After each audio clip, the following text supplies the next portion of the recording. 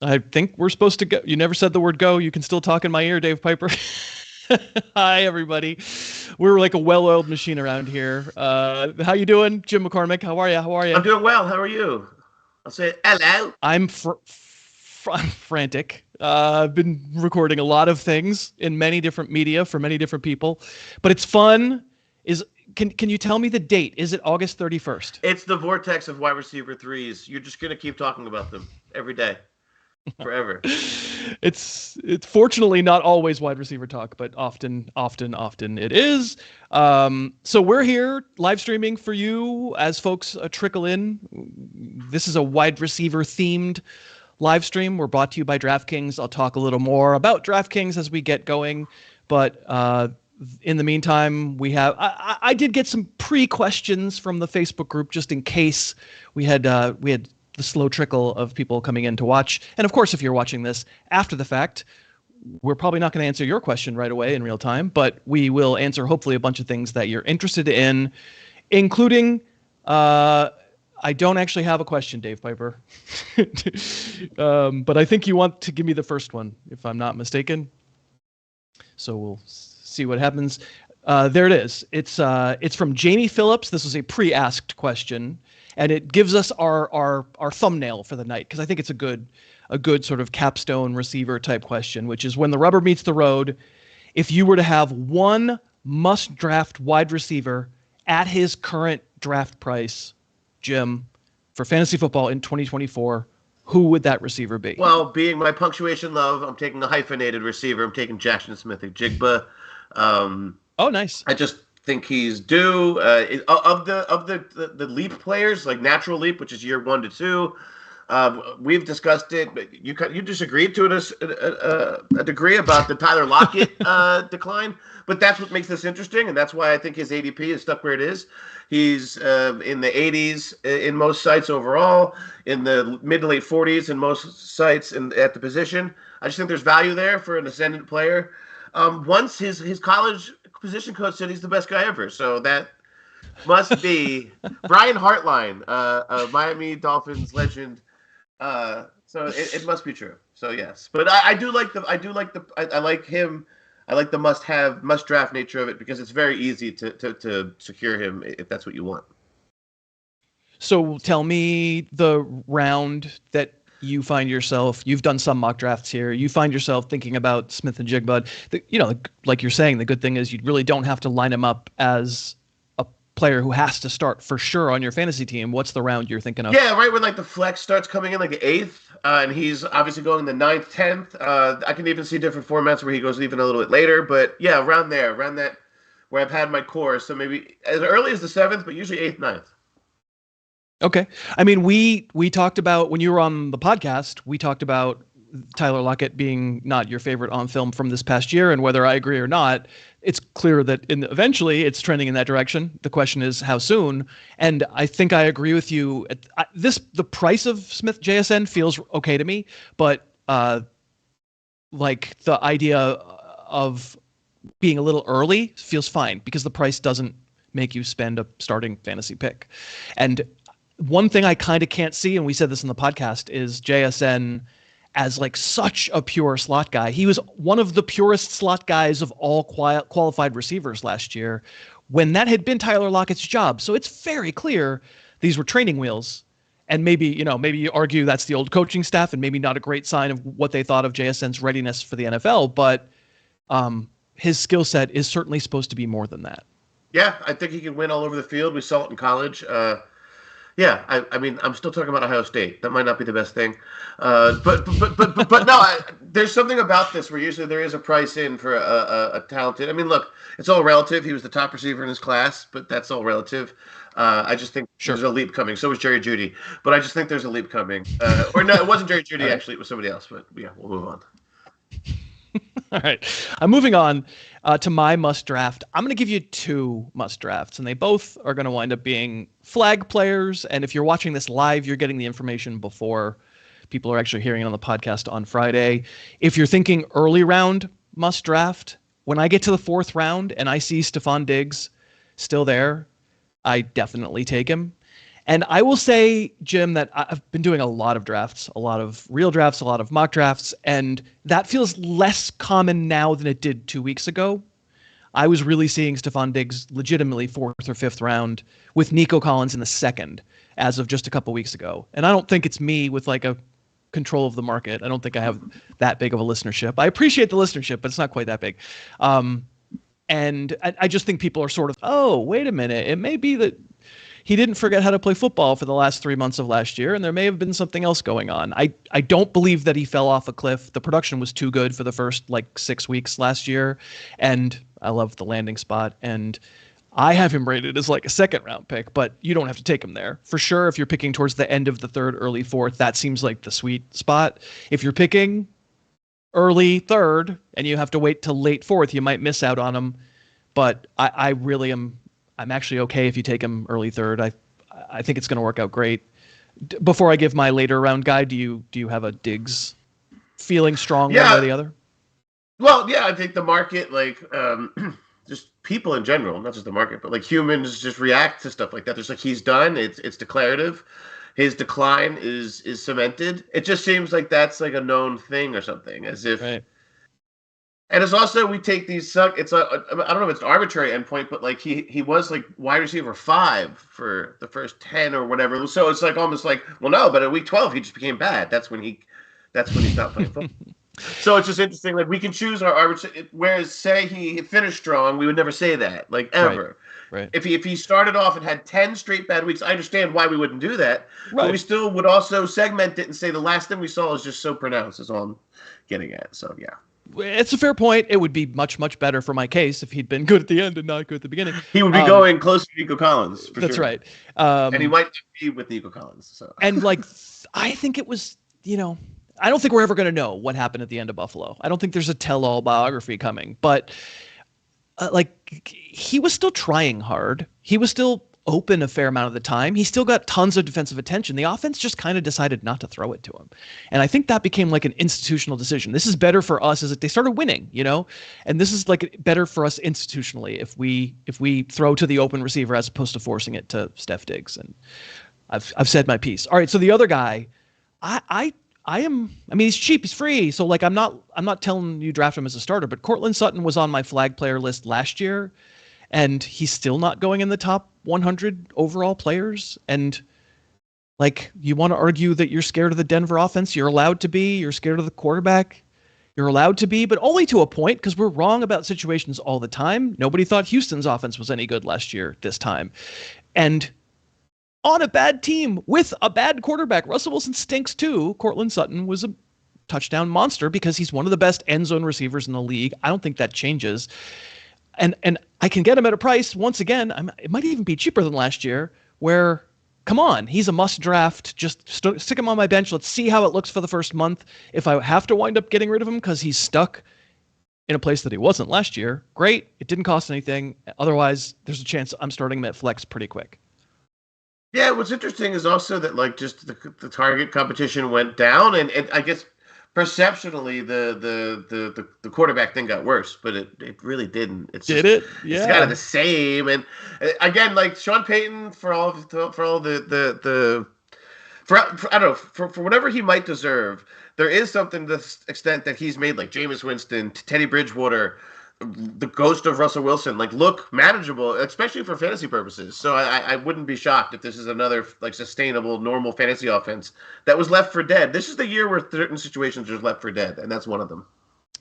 I think in the last several years, there's this piling on theory of offenses that are left for dead, and I totally agree. Denver, absolutely one of them. We'll get back to more topics, receiver topics here in a second. Let me thank DraftKings for being our longtime sponsor on the channel. We very much appreciate it. If you're looking for a place to maybe play the NFL futures market, they've got a very robust NFL futures market where you can bet on team win totals. You can find a video that I'm sure at some point in the future Dave will link to inside this video, where Jim and I gave our favorite win total bets for 2024. Of course, player props for the season and tons more. And then when the games start, also just good to have that DraftKings account. And if you don't have the DraftKings app, you download it. You use the promo code HarrisTube, all one word, Harris Tube. You make one $5 bet, they'll give you $150 in bonus bets instantly that you can play around with and make a few extra bets. We want you to bet very, very responsibly. I'm able to do like $5 a game. I don't do any more than that. I'm in it for that gives me enough excitement. I don't need the mortgage riding on it. Please don't do that. But again, we do thank DraftKings, and they make this possible, and we do appreciate them. Use that code HarrisTube when you download the app. Make one $5 bet. You'll get $150 in bonus bets. Thank you to DraftKings. Okay, Michael Colton asks this question. It's a really good one. How do you navigate CeeDee Lamb and Jamar Chase and their holdouts in fantasy drafts? A lot of drafts are going to start this coming weekend. Do you draft them like they're playing for sure? Do you fear that they themselves will be extra cautious with injuries if they don't get their guaranteed money? And Michael brings up Justin Jefferson, like maybe he held himself out extra long last year after he got hurt. Just the whole thing about a holdout receiver. Are you at the point, Jim, where you're already shying away from taking them? I guess it's a differentiator. I'm higher on the early backs than most people, but that's not really the question. The question is these guys. It has affected me to a small degree. So like maybe like, for example, like if I originally going into the season like chased a little bit over Jefferson, and now, for example, like because of this question mark and because of the timing of Jefferson over him, also his quarterback situation is a little bit more like I just know what it is now. It's not going to change. But in any case, yeah, it does affect it. Not to a big degree, but maybe if it's a small wrinkle between two very close players in ADP. I'm not sliding these guys very far, but it could be a differentiator. I would let it be a differentiator this late, but I also am still confident they're playing, to be honest. So there's a little bit of risk, but maybe I'm saying I'm moving one or two spots. Good answer, and I kind of agree that, in the case of these two particular receivers, these two holdout guys who are doing nothing, they're going so high in drafts that you do have very good alternatives, but my overall ranks already have Bijan Robinson and Breece Hall ahead of them. And so there aren't that many draft positions where I don't wind up getting one of those guys because receivers just go so quickly in drafts right now. The philosophy of the question that Michael's asking is also very good and hard to be one size fits all on for me. Like, I tend to think that players play, but can I say that has no effect? Of course I can't. I just don't know the effect, and usually it's like all the stuff that I feel like we're not good at telling beforehand, I try to just not factor in too much. So CeeDee Lamb's mental state over his contract falls in the same thing as I don't really believe we know what schedules are hard and easy. That we change our minds within 2 weeks after the season starts, and various off-field things like that. I recognize that they can affect it. I just don't know which way they would affect it, and I'm generally speaking not going to change ranks based on them. Yeah, that works. Yeah, nobody was chasing that Houston Texans offense until they were, right? Like, meaning perception changes very quickly. Yeah, so yeah, that's absolutely true. All right. Omar Sanchez asks the question, would you be good with Jalen Waddle as your wide receiver 1 for fantasy this year? No, that would be difficult for me, particularly because like the share between him, like at least I'm expecting it to continue. It's just like Tyreek Hill gets so many of the valuable targets, and he's awesome. I love Jalen Waddle, but no, I'd be uncomfortable. I just think there's probably 12 to 15 guys. Like, yeah, I have Waddle around that range where he's a wide receiver too, so I would be uncomfortable. I would want a wide receiver 1 in this economy. I have my wide receiver 23, so I would very much not be into it. And I will say, this is nothing against Jalen Waddle. I think he's a good player. If I have a complaint about him, it's hands. I think he has lapses, and that can get him in the doghouse just a little bit. I do recall a time long in the distant past when Jalen Waddle, Devontae Smith, and T. Higgins all got drafted like in the second or at the very latest early third round as the second receivers on their teams, but still being drafted as wide receiver 1s.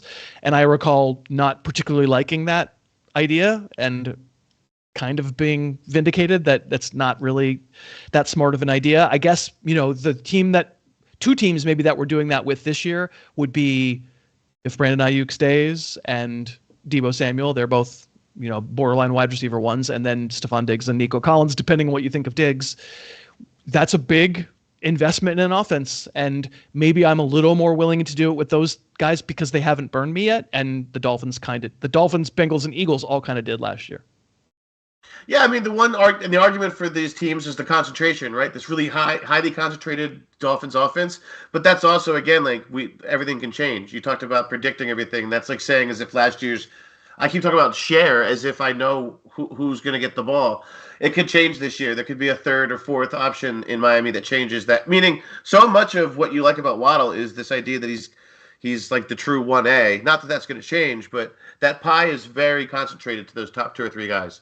I'm not the biggest fan of the Waddle guy, so I agree. I got burnt in that Devonta Smith is a one thing before, and it didn't feel very good. So yeah, it's funny though. I mean, I could see Cooper Kupp getting a healthy. We're not going to draft Kupp in that range though. But he's been there before. Yeah, right. But he's been there before. It's fair. I mean, Waddle's been there before too. I guess before Tyreek was there. Yeah, probably it's a little hypocritical to say, yeah, gangbusters on the Texans and Niners, and no way on Jalen Waddle. That'd be a disaster. And it's because I just saw it not work on that team. It may be a little hypocritical. But the answer, Omar, for both of us is no, we probably would not be that comfortable. Ian Hurlbert asks, are any of the Buffalo Bills wide receivers worth owning, or is Dalton Kincaid the only pass catcher worth the draft price? So I guess it's not, I think there are going to be a lot of Bills receivers drafted, but they're going to be drafted pretty low. And what Ian wants to know is, do you think you should bother in the 9th round or whatever as a reserve with any Bills receivers? Yes. Like, I don't mind Curtis Samuel. I can't quit Curtis Samuel. I know that we should stop this. We should stop this silly ruse. And I love that every time it has to do with like some like fired offensive coordinator that ends up with him. They're like, but he knew him from Carolina. It's like, yeah, but was that a good situation? Right. But in any case, he does know. I think it's Joe Brady. It's somebody. It's Joe Brady. Yeah. From Carolina. So there we go. They're buddies. He's going to give him the ball. That means he's going to be the offense. No, really, I think there's something there that's kind of fun. But it's just because it's you said it's because where he's going. It's harder for me to believe the Khalil Shakir thing, but then again, that's probably why he's going to be the best one of all of them. But no, I do agree. It's like there's no consensus. The only consensus is that nobody wants to make a decision on these guys, which I don't know if there is one to be made. Like you said, they could spread this all around. I have Curtis Samuel of all of them. He's going 113th overall based on Football Guys. So yeah. I think Keon Coleman is, because he's the happy, surprising, fun upside package that nobody's ever seen in a game that matters.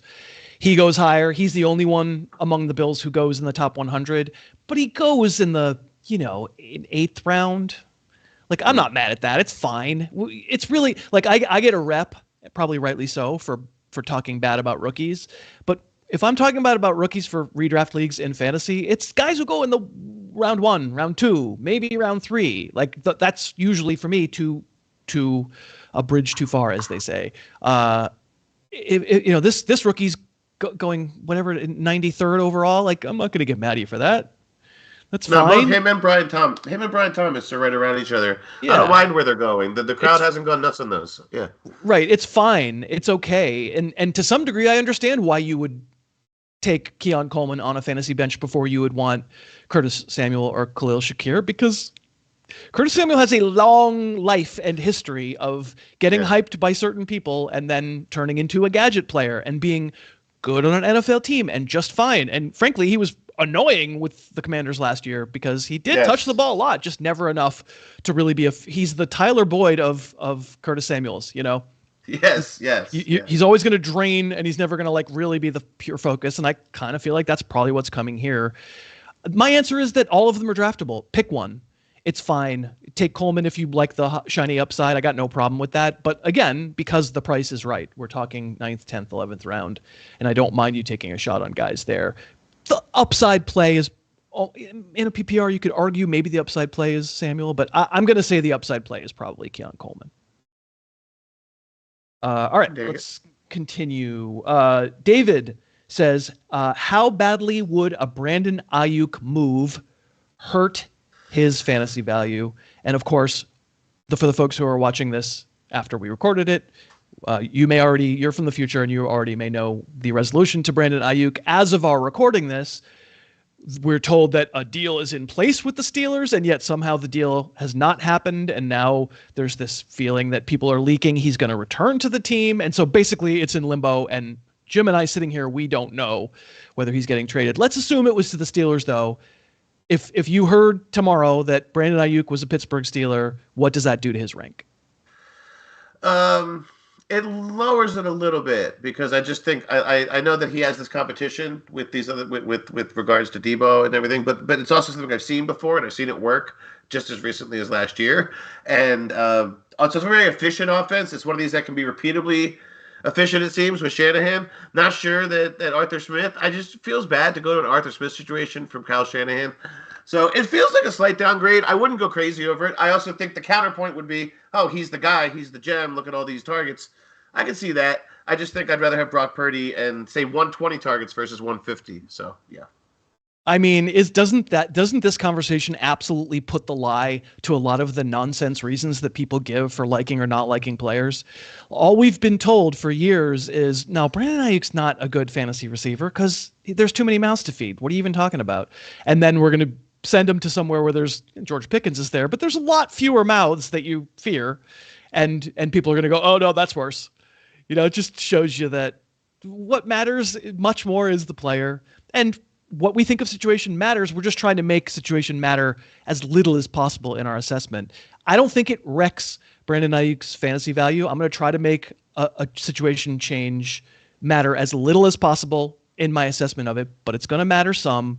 And he's going to get into like the range of, if he's my maybe 10 receiver right now, he might go to 14 or 16 or something like that because it does matter.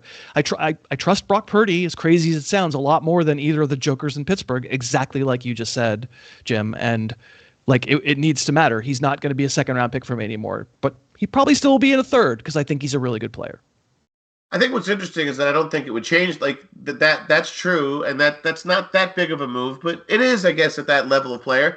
But I don't think fans of the market would change as much, just because the offset would be volume. Right. 150 targets. So I think the shiny new toy thing would still kind of come into play, even though it's true that you'd still rather stay in the place that people have been begging him to get out of. So yeah, I think the point is that different people would be yelling, right? Yes. You'd still hear lots of noise. It'd just be different people. The people who wanted the guaranteed volume would be like, oh, I have the vapors, and now the people who were like, wait, I loved him just catching passes from a good quarterback in Kyle Shanahan's space age offense. I don't want freaking Arthur Smith. It's not what it's not on there. So like, I think you're probably right. It would sort of like, it would go a little lower, but there'd be some equilibrium between those two groups. Absolutely. For the folks who are in the room with us right now, ask questions. We will do our best. We're going to hang out for 10, 15 more minutes. We would love to have them. I'm kind of still, Dave is cycling us through some pre-asked questions, but please in the chat, hit us up with your questions. Brett Graham from the glorious city of Los Angeles, California says, which would be the riskier double up, Jim, if you were going to take two receivers from the same team? Would you feel that it's riskier to take the Bears guys, DJ Moore, Keenan Allen, or riskier to take the Rams guys, Puka Nacua and Cooper Kupp? I'd probably say the Bears guys because I think Odunze might just be. That's a good point. Really good, and it just could be. It could split things a little bit more. I don't think there is a top 10 receiver just sneaking around, Los Angeles. But yeah, no, I just think, again, we talked about concentration of offense. We kind of have an idea how the LA thing goes. Of course, there's the banged up idea already with Puka, but I just, meaning Miami has this incredible 1-2 guys. They're going to get so much of the bandwidth. I think that's true there. I don't really know how Chicago's going to work. I'd like to say I do, but I don't. And I think Rome is going to be enough of a factor that I have too many questions. That's a great point. I kind of wasn't thinking about it because it's not like I'm ignoring Rome Odunze's existence. Everybody tells me he's a great prospect. It just feels like if ever there's a team that can bring a guy along slowly, we might get the JSN treatment out of Chicago to help him get but maybe he's ready. You're right. You're absolutely right. Maybe he's ready to be the upside guy on that entire team and everybody else. So like that, whatever percent chance that is, does not exist in Los Angeles. That is really fair.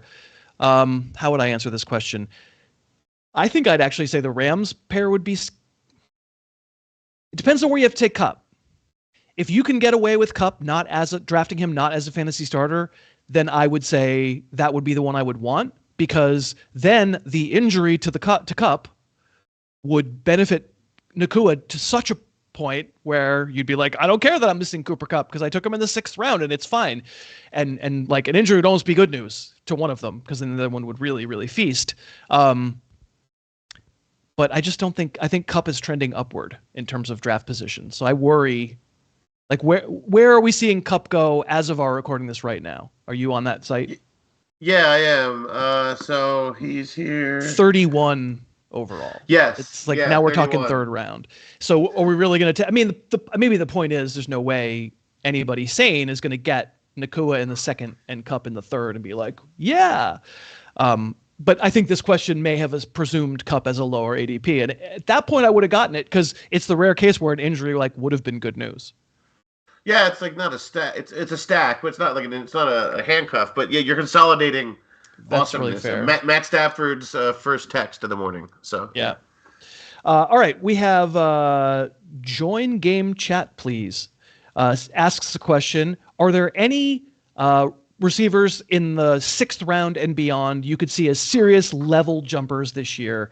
And it is very hard to do open-ended questions like this, like just giving us, like, okay, of every receiver in the world, pick ones. But I will just say, if Jim, you want to take a second to look at the list, I'll go back to what I said at the very beginning of when we answered our very first question, the theme of this thing, our must draft receiver. I'll just go back to Courtland Sutton again. He's not a level jumper in that we're going to view him as like a borderline Hall of Famer at some point, but just the level he's being drafted at is too much like the level he was drafted at last year. He's going, double-digit rounds for sure.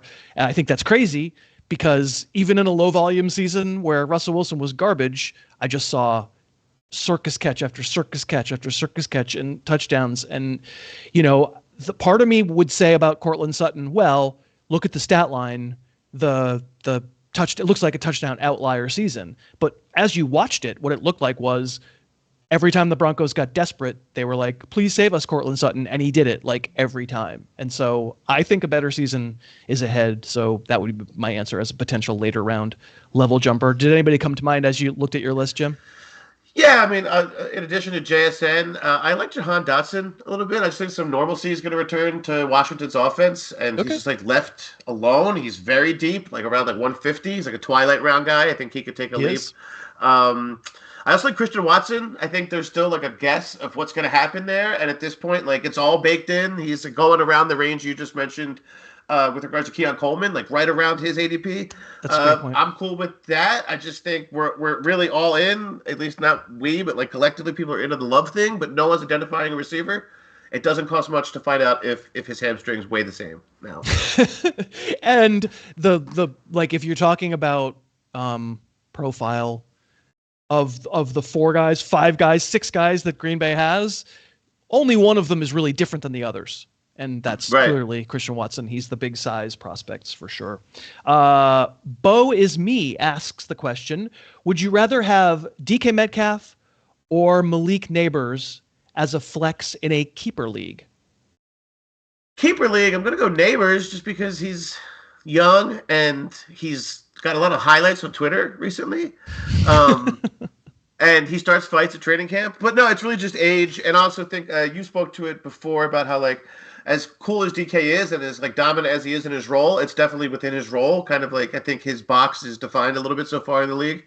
Maybe if he ever left, we've talked about what happens in Seattle in a few years. But yeah, I really like DK. But do they pay him all this money that the market's resetting?